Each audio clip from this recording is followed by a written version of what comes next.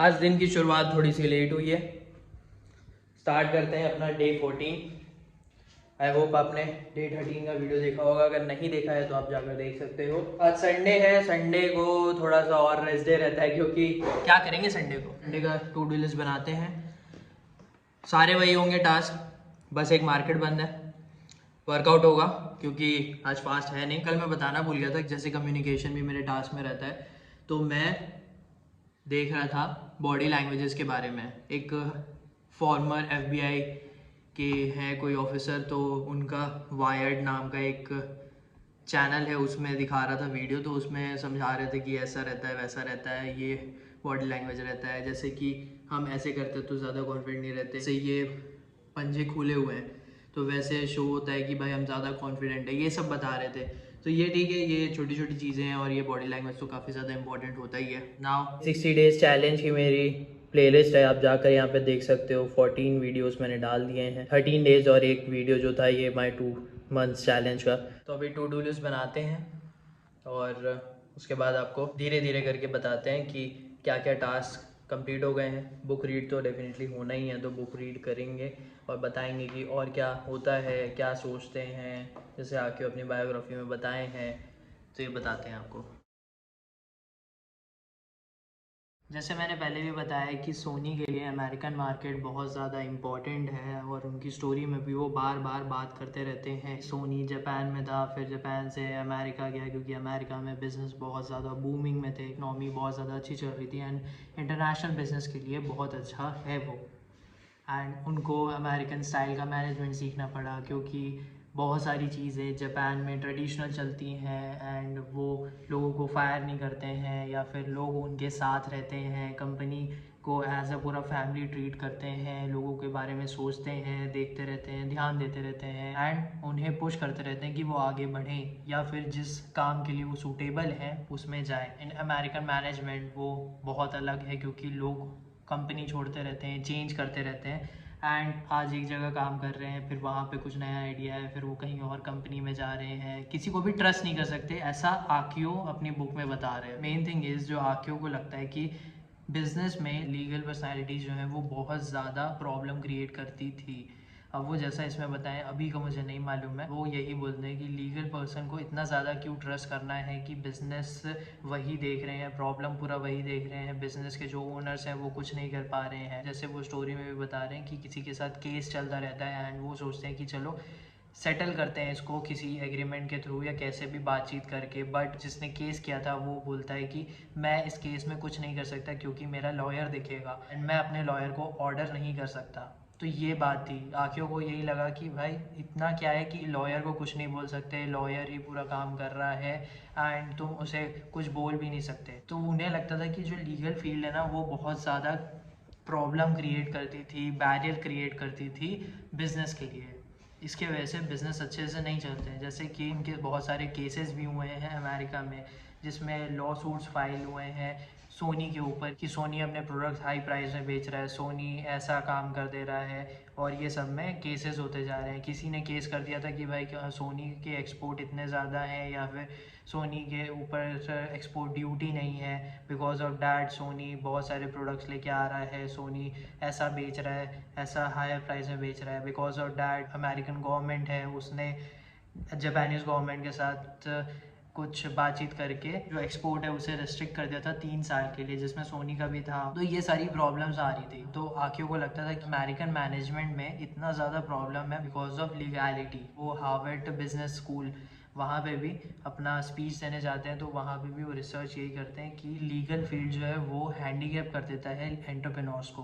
Because of that entrepreneurs अपना काम अच्छे से नहीं कर पाते हैं और उसके बाद वो अपना रिसर्च करते हैं एंड वहाँ पर जाके भी वो यही बोलते हैं कि मैं अभी जो बोलूँगा उसमें कोई ऑफेंड मत होना क्योंकि मुझे और कोई अपने लिए लॉ सूट नहीं चाहिए। तो ऐसे अमेरिकन स्टाइल और जापानीज स्टाइल में बहुत ज़्यादा डिफरेंस होता है।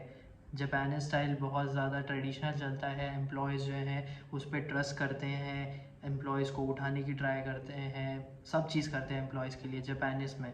बट अमेरिका में तुम ट्रस्ट नहीं कर सकते हो, ऐसा बोलते हैं ये। आज ट्रस्ट करोगे फिर क्या पता कि कल वो छोड़ दे, जैसे कि आक्यू के साथ भी हुआ है। तो वो तुम्हारे पे डिपेंड करता है। तो अभी तक ये स्टोरी में ये हुआ है। अगर आपको कुछ भी समझ आया है तो आप कमेंट करके बता सकते हो। एंड नेक्स्ट अब मैं चार्ट एनालिसिस करता हूँ, 12:30 हो गया है। एंड उसके बाद देखता हूँ कि क्या करना है, क्योंकि आज मेरे को थोड़ा सा एनर्जी लो लग रहा है। मे बी हो सकता है मौसम की वजह से तबीयत ख़राब लगना, या तो हो सकता है कि मैं शायद तक थोड़ा देर के लिए सोने भी जा सकता हूँ। पहले टास्क पे देखते हैं क्या क्या कंप्लीट करना है मेरे को।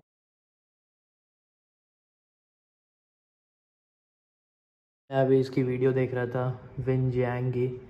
इसकी वॉइस में ना काफ़ी दम है। जो इसकी वॉइस की टोन है ना वो एकदम थिक है, मतलब मोटी सी जो होती है एकदम पावरफुल टाइप की, तो उस टाइप की है। एंड जब बोलते हो तो अब याद रखना वॉइस मॉड्यूलेशन होता है ना, वैसे ही अपने वॉइस को थोड़ा पावरफुल करना पड़ता है। या देख देख के तुम सीख सकते हो, ऐसा नहीं है, ज़रूरी नहीं है कि तुम एकदम क्लासेस ही जाओ या ये करो। तुम देख देख के भी सीख सकते हो, उसके बाद खुद पे अप्लाई कर सकते हो। Now it's time to workout. तो आज बाइसेप्स का एक्सरसाइज है, उसके बाद फिर वॉक होगा तो करेंगे। अगर वॉक के लिए टाइम मिलेगा तो करेंगे, नहीं तो बाद में करेंगे। उसके बाद मैं बाहर जाऊंगा, आने के बाद आपको बताता हूँ कि टास्क में और क्या बचा हुआ है। लगभग सारे शायद तक कंप्लीट है, बस वर्कआउट और ये, क्योंकि शाम का टाइम रहता है। और इंस्टाग्राम पे पोस्ट का अभी तो है नहीं कुछ, कमेंट्स रहते हैं, तो कमेंट्स तो हमने डाल चुके हैं और डाल देंगे, ठीक है।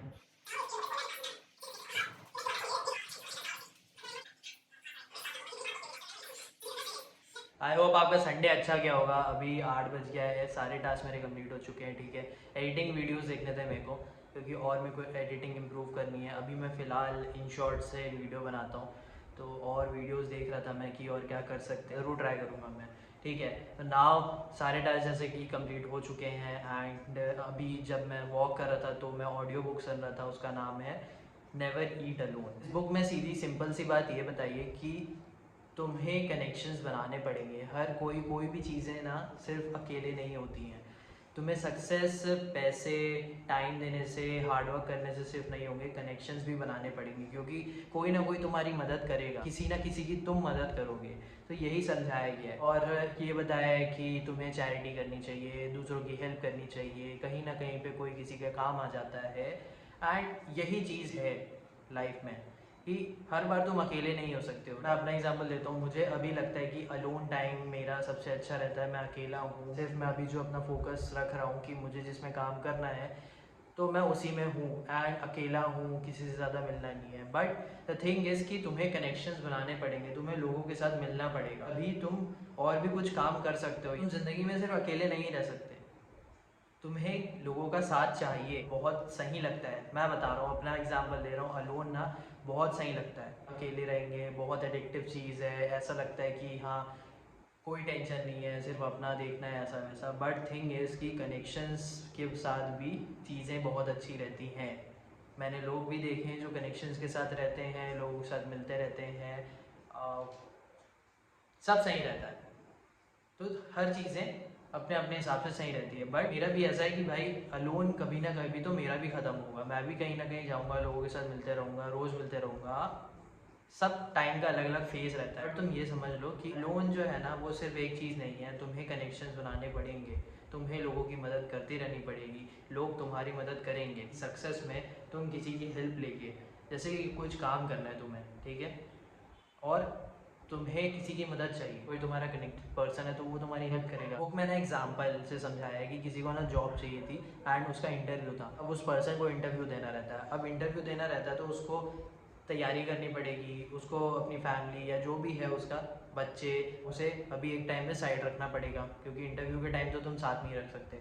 तो तुम्हारी कोई हेल्प करेगा, तो तुम्हारा कोई कनेक्टेड पर्सन है, जैसे कोई नेबर वाला है या फिर कोई रिश्तेदार है या फिर कोई दोस्त है, जो भी है वो तुम्हारी हेल्प करेगा।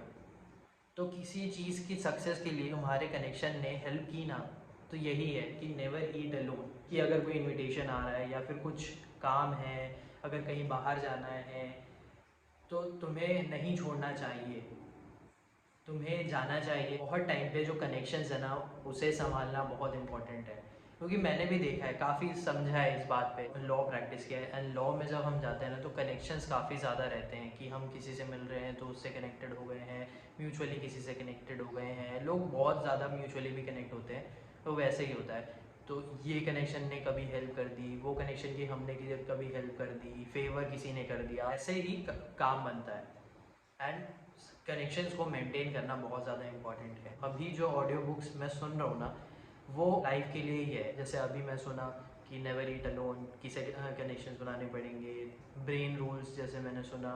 उसके बाद सुना कि it is easier than you think, मतलब कि हम खुश रह सकते हैं, वो हमारे ऊपर रहता है। उसके बाद माइंड के रिलेटेड और बहुत सारी बुक्स हैं जो मुझे और सुननी है। एंड डेफिनेटली मैं भी जब ऊपर होऊंगा, लोगों के साथ मिलूंगा, तब डेफिनेटली आपको शो करूँगा। तो फ़िलहाल के लिए सारे टास्क कंप्लीट हो चुके हैं। संडे है तो ज़्यादा से ज़्यादा और क्या ही काम करूँ मैं, क्योंकि जो टास्क मेरे हैं वो तो सारे कंप्लीट हो चुके हैं। चार्ट एनालिसिस करनी थी, 2-3 स्टॉक्स थे वो मैंने निकाल के रख दिए क्योंकि उसको रिडार में रखना है। एंड निफ्टी का है तो उसके चार्ट तो मैंने देख चुका है। पता है, याद थोड़ा ना मेरे को ना काफ़ी ज़्यादा याद रहता है चार्ट। अब जो होगा वो कल होगा। अब वो जैसा मूवमेंट रहेगा मार्केट में वैसा हम प्लान करेंगे उसके बाद कि हमें कैसे ट्रेड लेने हैं। वैसे पहले से समझ में है कि हाँ ये सपोर्ट रेजिस्टेंस है, बट अब वो जैसा मार्केट रहेगा, क्या वॉल्यूम दे रहा है, कैसा बाइंग सेलिंग चल रही है, उस पर डिपेंड करता है। आई होप कि जो मैंने समझाया नेवर ईट अलोन, मतलब कि कनेक्शंस इंपॉर्टेंट है, सिर्फ अकेले तुम नहीं रह सकते, तो वो समझ में आया होगा। प्लीज़ वॉच करो मेरे चैलेंज वीडियोस को एंड आई होप कि आपको अच्छा लगेगा। तो इसके साथ थैंक यू फॉर वॉचिंग।